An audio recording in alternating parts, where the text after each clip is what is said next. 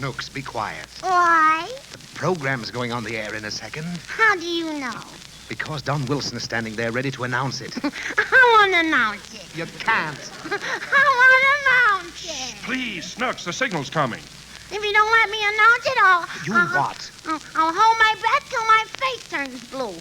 Oh, Don. All right, Daddy, all right. Let her announce it. Thanks. Go ahead, you little dictator. Ready? Shoot, there's the signal. It's Maxwell House coffee time. Ain't I good?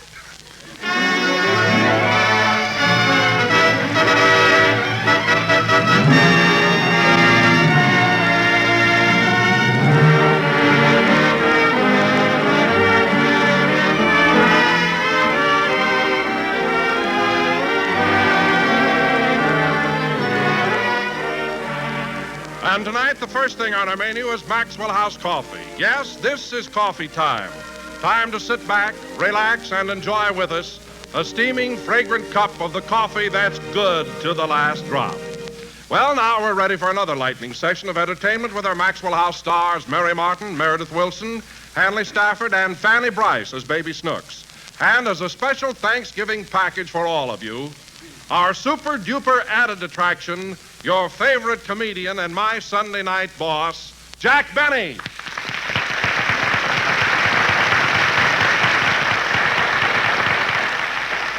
All these wonderful personalities in addition to your regular host and smooth-singing master of the festivities, that engaging young Merry Andrew, Dick Powell.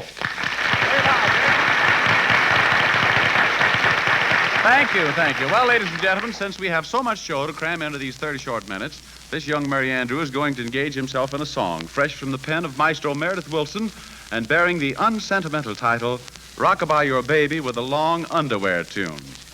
I assume no responsibility for the music and lyrics. My job is to keep it on key and make it come out even with the orchestration. Dithy, if you please.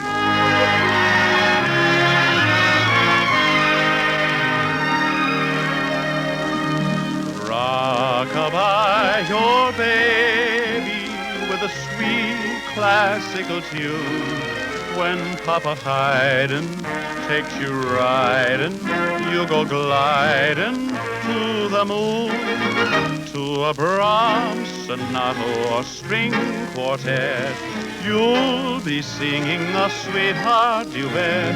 So rockabye your baby with a sweet old, dear old classical tune.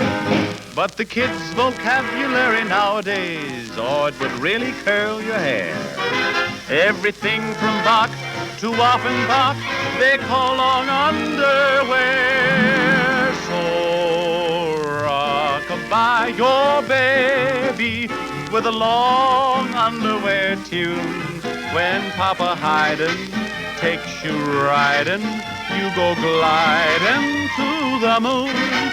Johannes Brahms sonatas and string quartets make you harder for sweetheart duet. So rockabye your baby with a long hair, long underwear tune. Johannes Brahms sonatas and string quartets make you harder for sweetheart duet.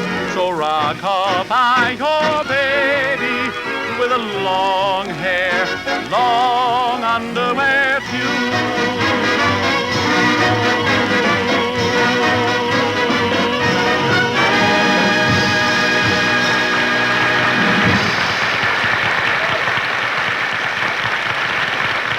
Thank you, and now here's Don Wilson, who tells me his Thanksgiving dinner tasted just a little bit better this year than ever before. What happened, Don? Did you eat both drumsticks? Come to think of it, Dick, I believe I did. But the real reason Thanksgiving dinner tasted extra good this year was because... Oh, I get it. You had a double portion of pumpkin pie smothered in whipped cream. That's right, Dick, I did. But what I'm trying to say is just this. I especially enjoyed Thanksgiving dinner this year because it was topped off with a cup of the richest, most superbly delicious coffee I ever tasted. But surely, Don, this isn't the first Thanksgiving you've enjoyed Maxwell House coffee. No, indeed. But never before in all its 50-year history has Maxwell House coffee been so rich, so full-bodied, so downright delicious as it is today. You see, friends, the new Maxwell House blend is extra rich in Highland Grow and extra flavor coffees. Coffees so rare in fragrance, so vigorous in flavor, they're unlike any other coffees in the world. Naturally, these coffees have always been limited in their availability. But now we are able to obtain the great quantities we need. That's why today, every pound of Maxwell House has a richer body, a more delicious flavor than any coffees you may have ever known before. And yet, with all this extra goodness, right now, Maxwell House is selling at the lowest prices in history. So this weekend, get acquainted with the new Maxwell House coffee. Join the thousands who have already pronounced it coffee at its best. Well done, Don. And now, ladies and gentlemen, going ahead. Dick, hello. How are you? Hello. Why, Jack. Jack Benny.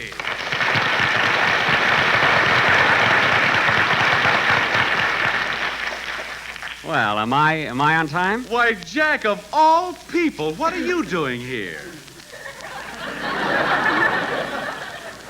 What am I doing here? Well, this is certainly a surprise. Meredith, look, here's Jack Benny. Jack Benny, see, this is a surprise. Now, wait a minute. Well, you're the last guy in the world we thought... Wait a minute.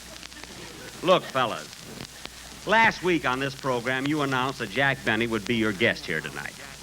I announced it on my own show, and not 2 minutes ago, Don Wilson started off the program by introducing the cast and Jack Benny. Now, who'd you expect up here tonight? Jeannie with the light brown hair?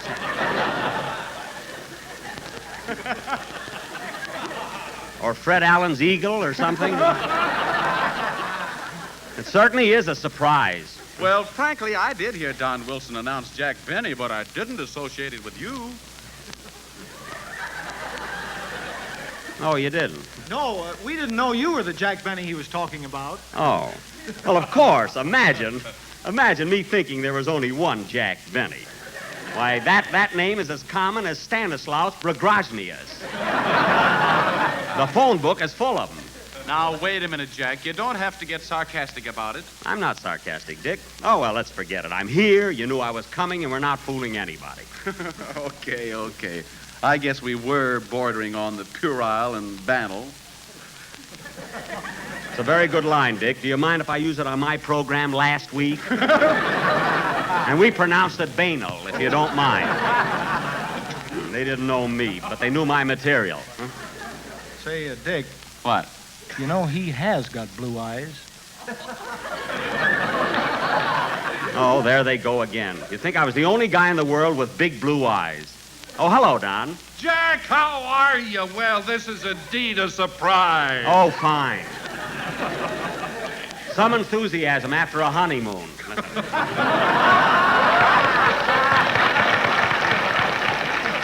You know, Don, I just went through all of that with Dick Powell. That was our opening routine.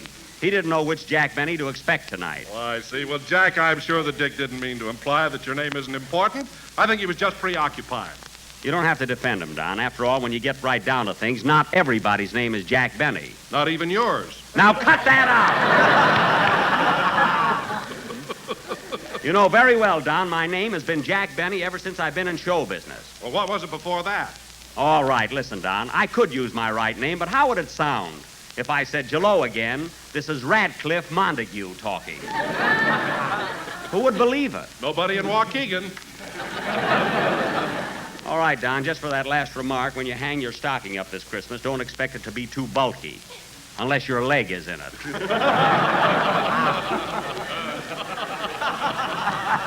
If you get what I mean. Huh? Why, Jack Benny, don't tell me you're not going to give Don a Christmas present this year just because of an innocent little remark like that. Well, Why, Jack, that doesn't sound like you. it doesn't? Well, Dick, you know I've been kidded a lot about being thrifty and not over-generous, but you can believe me, it's nothing but malicious slander. Oh, it is, eh? Yeah, you know how those things are, Dick. Once a story's spread that's a fella's tight, it's very difficult to live it down. Especially when you live up to it. Yes. Now, for instance... Hey, wait a minute! If I'm going to be called cheap, I can stay on my own show where I can lie my way out of it. the first place, I came up here just to see Mary Martin. You did? What about, Jack? About the premiere of our picture. I want her to help me get it set for Waukegan. Say, that's the picture you and Mary made with Fred Allen, isn't it? No, that's the picture we made in spite of Allen. Boy, what a ham he is. The way he tries to steal every scene. Oh, Well, Jack, I worked in a picture with Fred Allen once, and he never tried to steal anything from me. he didn't, eh? No, in fact, he was very considerate. Whenever I did a comedy bit, Fred would turn his back to the camera. Well, he did the same thing with me, only he didn't have his pants on.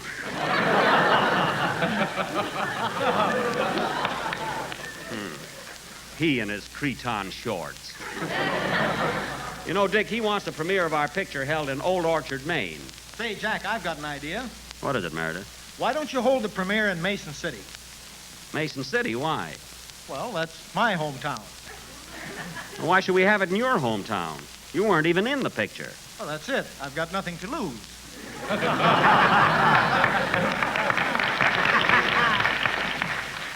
Quiet. Say, Don, where's Mary Martin? Well, she should be here any minute now, Jack. Meanwhile, sit down, Jack, and have a cup of steaming hot Maxwell House coffee with your Jell-O. Boy, what a plug.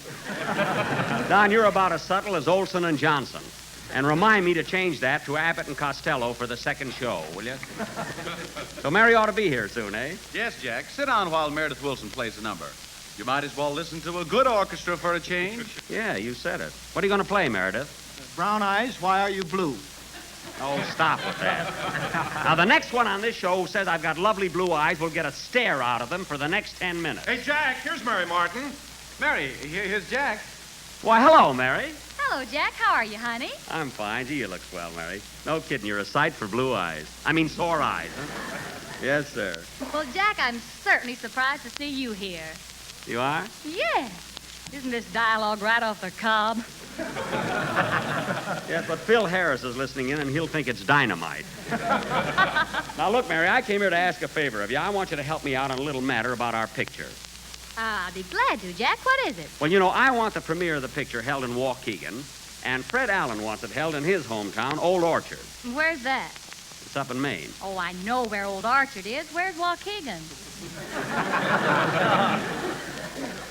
Listen, Mary, Waukegan was Waukegan when Old Orchard was just a couple of stumps, and Allen was one of them. But, Mary, truthfully, don't you think that Old Orchard is the wrong place to hold the premiere of a picture as important as ours? I agree with you there, Jack, 100%. Now, you're going to stick by me on this. We will definitely not have it in Old Orchard. Yes. And we'll have it in Waukegan, Illinois. No. What? I think it should be in my hometown, Weatherford, Texas. Yikes! Mary, be reasonable. What's the population of Weatherford? Oh, about 18,000 head. Head. Mary, I'm talking about people, not cattle. How many people have you got in Weatherford? I don't know. We brand everybody. You brand everybody. Yes, my heart belongs to Daddy, but my body belongs to B-bar-H. Well, listen, Mary, let's get this settled once and for all. I'm not going to Old Orchard, Maine, and I'm not going to Weatherford, Texas. But, Jack, you might be making a mistake. Those cowpunchers are wonderful people. If they like you, they'll give you the shirts off their backs. Dick, shirts I've got. Whole drawers full of them. What do I need with shirts? But, Jack... But, Jack, nothing. I'm going to call the studio, and this time I'm going to lay down the law. I'm going to get tough. It's either Waukegan or they're going to lose me. Oh, Jack, What? before you do that, I'd like to talk to you a minute. All right, what is it? Well, Jack, I don't want to hurt you and what I'm going to say, but I want you to take this in the spirit in which it's given. Mary, what are you talking about? Well, I overheard a conversation today at Paramount between Mr. LeBaron and Mr. Freeman, and they... Yes? Well, Jack, you've simply got to face facts. I know you were a big star once. What? Well, 2 years ago, you were on top. But you can't stay there forever. You had to start slipping sometime. Everybody does. Everybody? Yes, Jack, even the big ones. Well, you know how it is in show business. The public is fickle. Yesterday, you were a star, and today... Oh.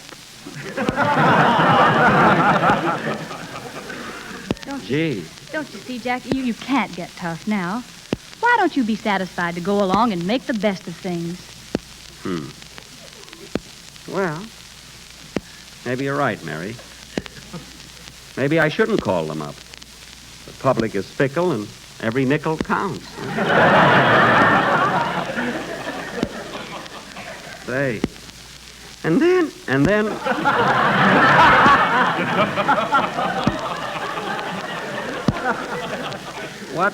What's the difference if the premiere is held in Old Orchard, Maine, or Waukegan, or Weatherford, Texas? Say. You know. Say, if those cowpunchers like me, maybe they'll give me the shirts off their backs. You know, I can always use a few more shirts. After all, shirts ain't hay. What do you say, Jack? Well, Mary, I'm sure you're right, and I certainly appreciate your cooperation. And you tell Mr. LeBaron and Mr. Freeman, you get to see them.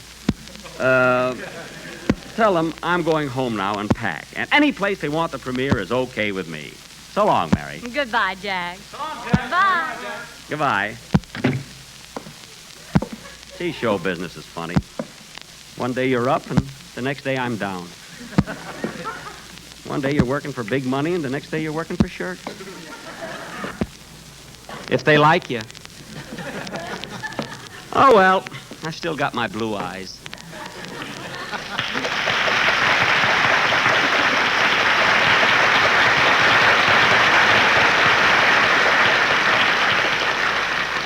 Well, that was very diplomatic, Mary. Are you ready for a song now? Ready and willing. Ladies and gentlemen, from the prolific pen of Meredith Willson comes another gem. In collaboration with Charles Chaplin, he has written for the great dictator an appealing song, Falling Star. Mary Martin sings it for the first time.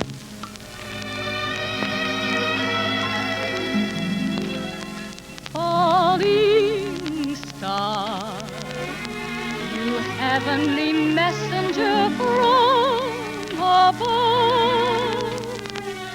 find me the one to love. Falling star, near or far, I gladly would follow your welcome beam into a land of dreams, my star. I find this earth so sad and dreary, without some love, and for help I turn to you above. Oh, falling star, while searching for someone who's lonely too, I'll ride alone with you, falling star.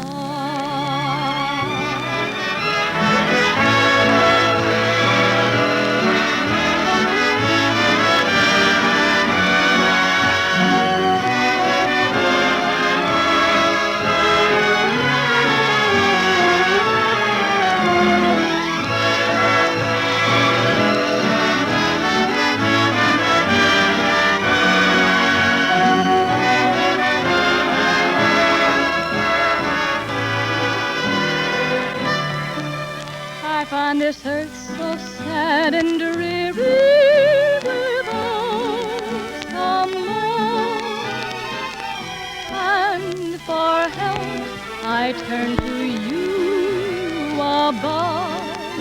The falling star, while searching for someone who's lonely too, I'll ride along with you. Falling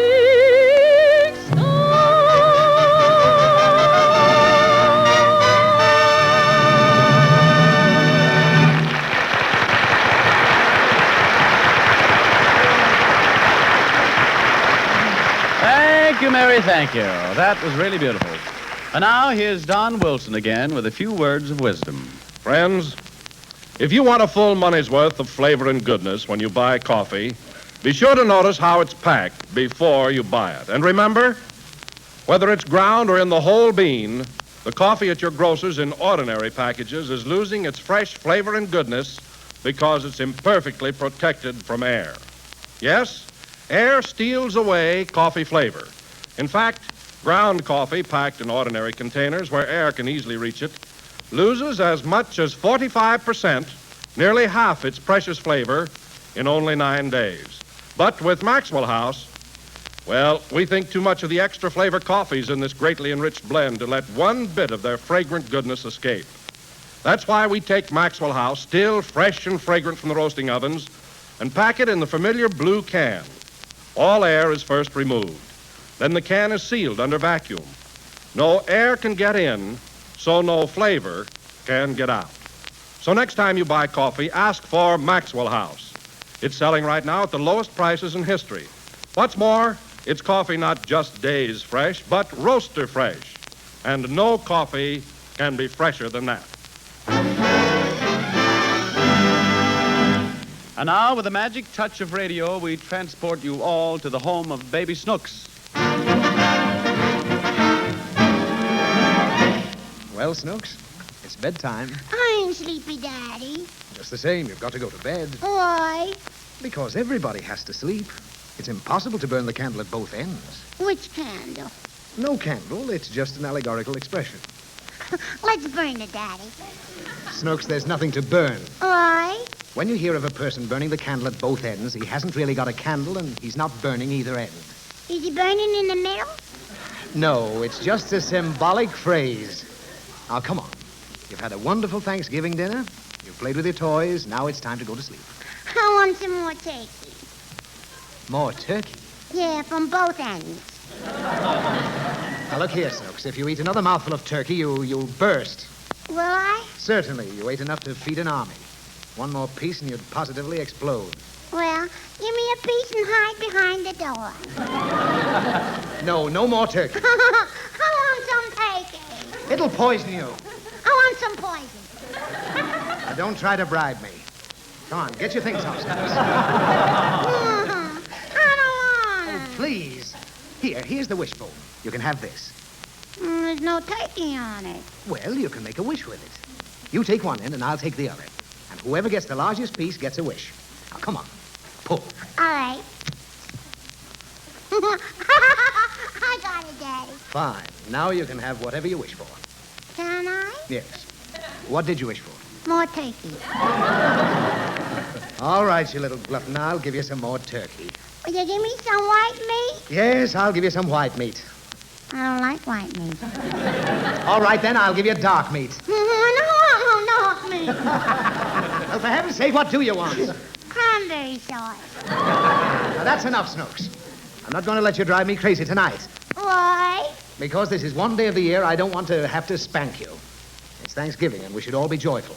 When is Christmas? After Thanksgiving. I want Christmas to come first.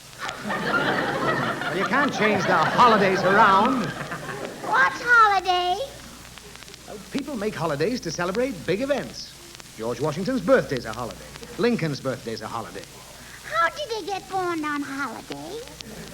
They didn't get born on holidays. You said they did. No. They were born on ordinary days, but they became so famous that people celebrate their birthdays as holidays. Oh. Take George Washington, for instance. Mm-hmm. Now, why do people celebrate his birthday and not mine? Because he never told a lie. No, because he was a famous president, and I'm just a non-entity. I'm nothing at all. Just another drab, colorless human piece of flotsam. I think you're wonderful, Daddy. Thanks. Oh, well. At any rate, people make these holidays, and we all celebrate them. And it gives little girls like you a chance to stay home from school. Is that clear? It's clear. Daddy. What? I ain't going to school tomorrow. Why not? Because I just made a holiday. You made a holiday? Mm-hmm. Well, what are you going to celebrate? My pussycat's birthday. Oh, that's ridiculous. A national holiday is only for a great event. What did your pussycat do that calls for a holiday? She had 6 kittens. Well, there's nothing remarkable about that. Could you do it? Now, listen, Snooks. I'm trying to explain to you that a national holiday must be some great occasion, like Thanksgiving Day. What? Well, if you get undressed and get into bed, I'll tell you the whole story. All right. Well, to begin with, some states celebrate Thanksgiving a week earlier than others. Why? I don't know. You'll have to ask the president. Call him up, Daddy. No, not now. Thanksgiving used to be the last Thursday in November. That's the day when the Pilgrims landed in America. They landed last Thursday? Yes. I want to see them. Oh, you can't see them. Why? Because they're all dead. They started out for America over 300 years ago. And they just got here last Thursday? No, they didn't get here last Thursday. They got here in 1760. It was over 300 years ago that they arrived. Who did? The Pilgrims. So now we celebrate their arrival by killing a turkey. And everybody's supposed to be thankful. The turkey, too? Turkeys don't know about Thanksgiving. We use the turkey as a symbol because that's the first food the Pilgrims found. Who's the Pilgrims? The people who first came here. They landed on Plymouth Rock. The turkey? No, the Pilgrims on Plymouth Rock. Who's he? Who's he? Yeah. Plymouth Rock, the rock they landed on. Who did the rock land on? The rock didn't land on anybody. They landed on the rock. Who landed? The Pilgrims! Why? Because they'd been traveling on the ocean for over 6 weeks. And they were Who traveled? The Pilgrims! That's why they were happy when they landed at Plymouth Rock. That's over 300 years ago. And the name of the boat was the Mayflower. Were you with them, Daddy? Oh, of course not. Do I look that old? I don't know. Well, I wasn't with them. But I'm proud to say my forefathers were. Did you have forefathers, Daddy? Why, certainly. Everybody has forefathers. Me, too? Yes. Where's the other 3? Oh, don't start that. I'm talking about my ancestors, my forebears. Your ancestors had 4 bears? Sure. How many bears did your uncle have? My uncle didn't have any bears. Nobody had any bears. My ancestors were my forebears. Understand? Understand. Well, what do I mean? Your aunt had 4 sisters, and they were all bears. That's right. Now go to sleep. No, finish the story. Not if you're going to keep interrupting me. Will you be quiet? Uh-huh. All right. After the Pilgrims landed on the rock, they went and found a clearing in the woods. They built cabins, but pretty soon all their food supplies gave out. They were about to starve when one of the Pilgrims rushed in with a thing we all eat now for Thanksgiving. Do you know what that was? Uh-huh. The rock. Snooks! Could it be possible you don't know where Plymouth Rock is? Could that be? Could. Well, I guess that makes you the only... That's really a distinction. You're incredible. Why, Plymouth Rock is in... Don't they teach you anything in that broken-down school? Well, where is the Plymouth Rock, then? It's in Maine or Denver or one of those eastern states. I think. Anyway, it doesn't matter. Now say your prayers and go to sleep. All right, Daddy. Dear Angel, I want to thank you for my wonderful daddy and my mommy and my little brother and for all the turkeys too. And I hope all the poor little children get plenty of Thanksgiving dinner like me. And please, dear Angel, make Plymouth Rock reunite home. Why, Snooks, what kind of a strange request is that? Well, yesterday we had to write a composition about Thanksgiving. Yes? And that's what I put on my paper. Good night. Good night, Daddy.